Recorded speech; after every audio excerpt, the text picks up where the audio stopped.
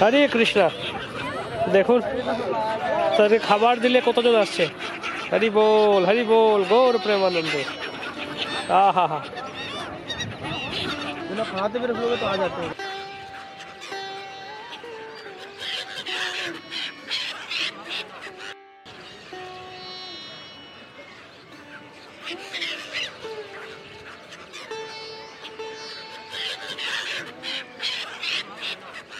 हरे कृष्णा कृष्णा कृष्णा हरे हरे, हरे राम राम राम हरे हरे, हरे कृष्णा कृष्णा कृष्णा हरे हरे, हरे राम राम राम हरे, हरे कृष्णा कृष्णा कृष्णा। नहीं हरे राम राम राम। আমরা আছি এখন ত্রিবেণী সঙ্গমে, এলাহাবাদ, প্রয়াগরাজ, তীর্থরাজ প্রয়াগে।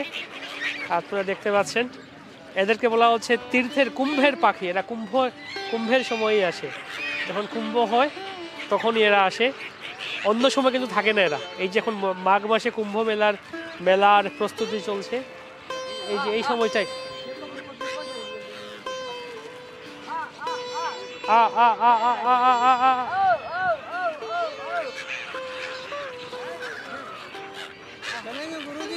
हरे कृष्णा कृष्णा कृष्णा हरे हरे, हरे राम राम राम हरे कृष्णा कृष्णा कृष्णा हरे हरे, हरे राम राम हरे हरे। हरि बोल हरि बोल हरि बोल हरि बोल। हरे कृष्णा हरे कृष्ण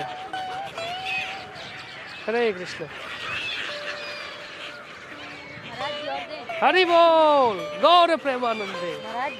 नहीं गौरांगा नित्यानंदा। जय गंगा मैया। गंगा जमुना सरस्वतीर संगम स्थले महान तीर्थ महान स्थान प्रयागराज। हरि बोल। तो এই স্থানেই नहीं चाहिए। তো এই হচ্ছে তীর্থস্থান তীর্থরাজ প্রয়াগ। এখানেই কুম্ভ মেলা হয়, মহাকুম্ভ হয়, 12 বছর পর মহাকুম্ভ হয়। এছাড়াও প্রতি বছর কুম্ভের মেলা হয়। এখানেই শিল প্রভুপাদ এসেছিলেন। এলাহাবাদে কুম্ভ মেলাতে প্রভুপাদের অনেক স্মৃতি আছে। ভক্তদেরকে নিয়ে এখানে ক্যাম্প হতো, প্রভুপাদের সময়ও প্রচার করতেন। অনেক মহান ভক্তরা এই কুম্ভে এসে প্রভুপাদের দর্শন লাভ করেছেন।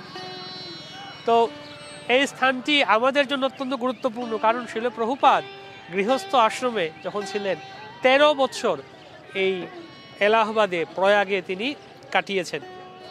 এখানে তিনি তার প্রয়াগরাজ ফার্মেসি ছিল, যেখানে আয়ুর্বেদিক ঔষধ তিনি বিক্রি করতেন, আয়ুর্বেদিক বৈদ্যখানা বলতে পারেন, ঔষধ বিক্রি করতেন। এবং আমাদের ভারতের প্রাক্তন প্রধানমন্ত্রী জওহরলাল নেহেরু মহোদয়, উনিও এখানকারই বাসিন্দা ছিলেন, এবং উনার পিতা মতিলাল নেহেরু, উনারা সবাই তাদের পারিবারিক যে ঔষধ যা লাগতো প্রভুপাদের ফার্মেসি থেকে কিনতেন। প্রভুপাদের ফার্মেসি থেকে আয়ুর্বেদিক ঔষধ তারা কিনে আনতেন। তো প্রভুপাদের দীক্ষাটাও এখানে হয়। 1922 সালে প্রভুপাদ তার গুরুদেব ভক্তি সিদ্ধান্ত সরস্বতী ঠাকুরের সাথে সাক্ষাৎ পেয়েছিলেন কলকাতাতে উল্টোডাঙ্গাতে 1922 সালে। তার 11 বছর পর 1933 সালে এখানে এসে প্রভুপাদের দীক্ষা হয়। এলাহাবাদে যখন গৌড়ীয় মঠ হয়, তো সেই গৌড়ীয় মঠে প্রভুপাদ অনেক সেবা করছিলেন এবং গৌড়ীয় মঠের ম্যানেজমেন্টে অনেক সেবা করছিলেন। ওয়াও, হরে কৃষ্ণা গৌর প্রেমানন্দে নিতাই গৌর হরি বল। দেখুন এই পাখিটা কিন্তু এই সময়টাই পাবেন আপনার, এই মাঘ মাসের আশেপাশেই আপনারা, অর্থাৎ কুম্ভ মেলার আশেপাশেই সময়টাতেই পাবেন। সারা বছর কিন্তু এই পাখিটা থাকবে না এখানে। কুম্ভের সময় তারা, এরা হতে পারে বিভিন্ন ব্রহ্মাণ্ড থেকে হয়তো আসতে পারেন, বিভিন্ন দেবতা ঋষিরাও হয়তো আসতে পারেন এই সময়টার অপেক্ষায়, বিভিন্ন রূপে তারা আসতে পারেন, কে জানে, কে বলতে পারে, ঠিক না? তো এই হচ্ছে মাহাত্ম্য। তো প্রভুপাদ এখানে ছিলেন এবং গৌড়ীয় মঠে সরস্বতী ঠাকুর আসেন 1933 সালে, এবং তিনি দীক্ষা প্রদান করেন শিল প্রভুপাদকে। তো এই জন্য আমাদের অত্যন্ত গুরুত্বপূর্ণ একটা স্থান এটা। সকলে আসুন। ইসকন মন্দির আছে খুব সুন্দর, ইসকন প্রয়াগরাজ। আগে এটা এলাহাবাদ নামে পরিচিত ছিল, সবাই এলাহাবাদ নামে জানতেন। কিন্তু এর নাম এখন প্রয়াগরাজ, ইসকন প্রয়াগরাজ। হরি বল।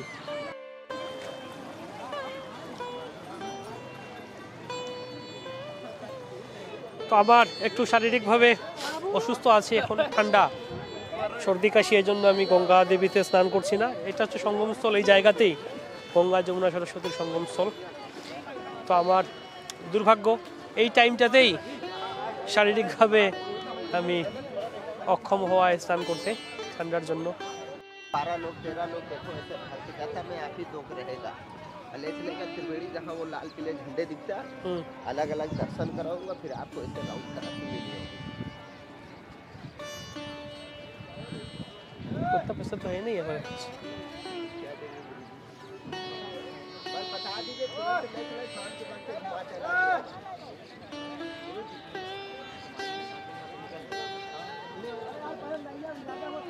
अरे तू कहाँ हाल बुला ना तू ये रहे घुमा रहे।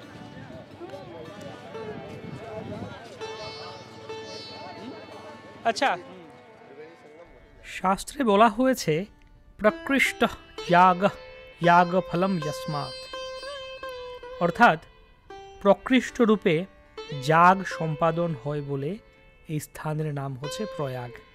কেউ যদি প্রয়াগে যজ্ঞ অনুষ্ঠান করেন তাহলে তিনি তৎক্ষণাৎ তার ফল লাভ করেন। প্রয়াগকে তীর্থরাজ বলা হয়। এই পবিত্র তীর্থটি গঙ্গা ও যমুনার সঙ্গম স্থলে অবস্থিত।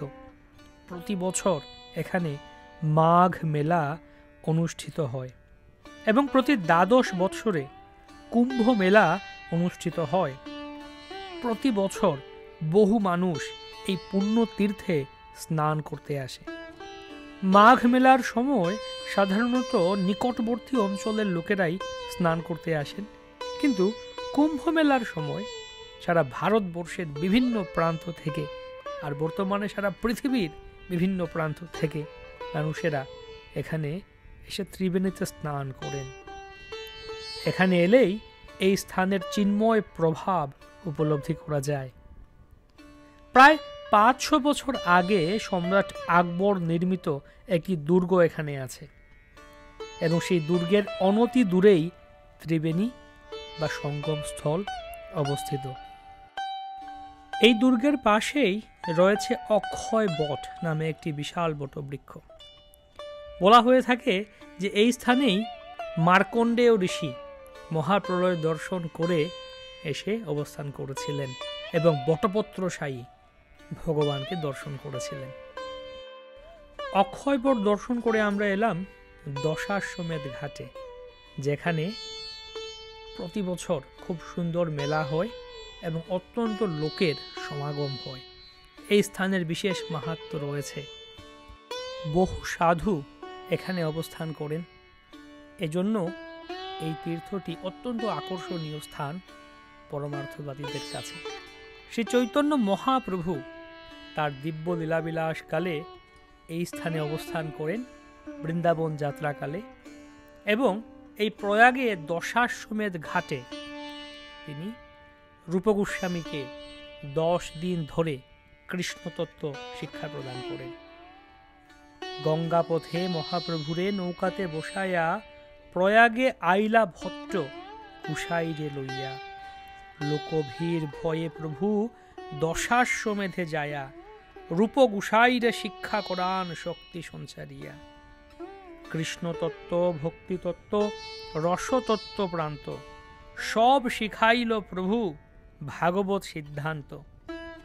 রামানন্দ পাশে যত সিদ্ধান্ত শুনিলা, রূপে কৃপা করি তাহা সব সঞ্চারিলা। শ্রীরূপ হৃদয়ে প্রভু শক্তি সঞ্চারিলা, সর্বতত্ত্ব নিরূপণে প্রবীণ করিলা। এই হচ্ছে প্রয়াগ স্থানের মহিমা।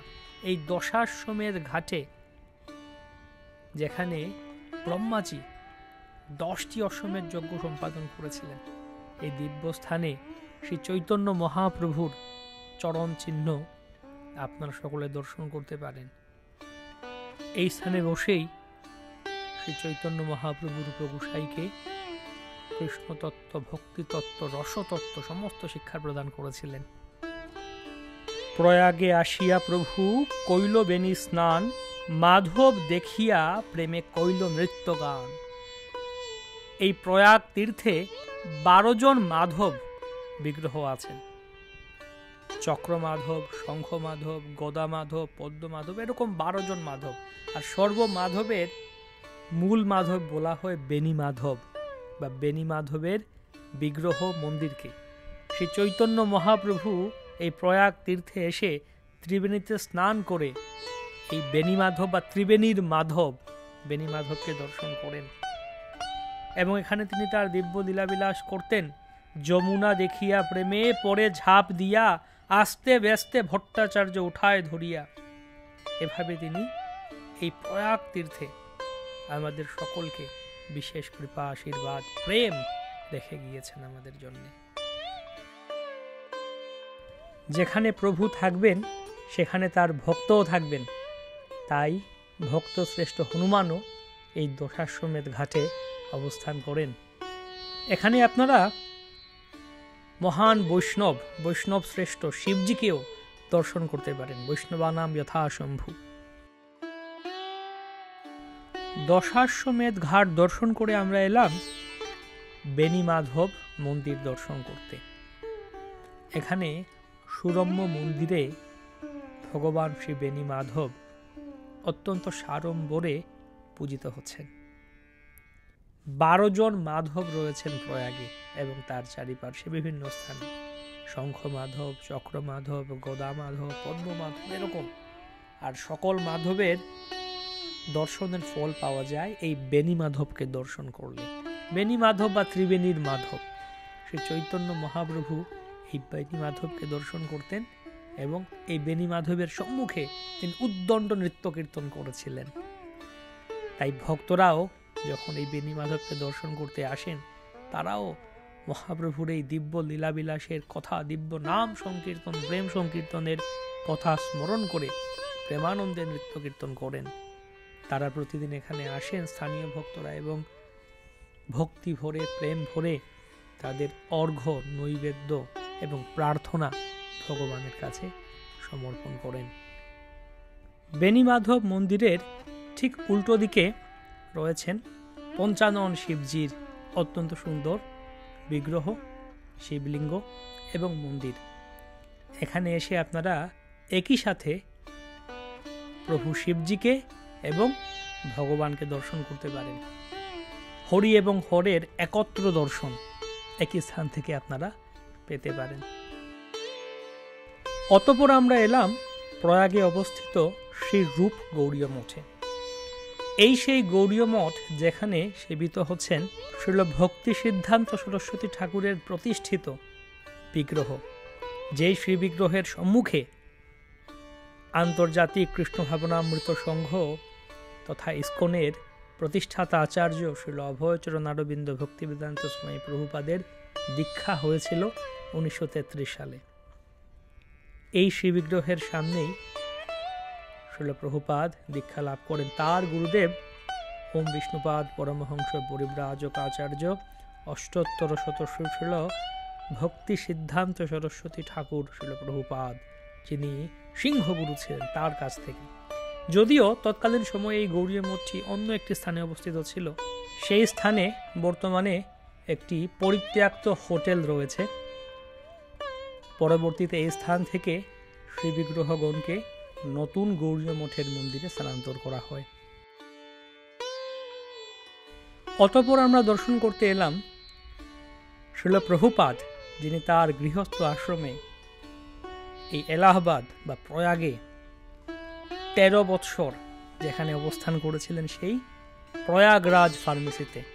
যেই ফার্মেসিতে আসতেন ভারতের প্রাক্তন প্রধানমন্ত্রী জওহরলাল নেহেরু মহোদয়। এবং এই স্থানটি, সেই বিল্ডিংটি, ভবনটি এখন অক্ষত আছে, একইভাবে আছে, যদিও তা বর্তমানে একটি ব্যাংকে পরিণত হয়েছে। আপনারা সেই ব্যাংকটি দর্শন করতে পারছেন। এই বিল্ডিংয়েই নিচতলাতে শ্রীল প্রভুপাদের প্রয়াগরাজ ফার্মেসি ছিল।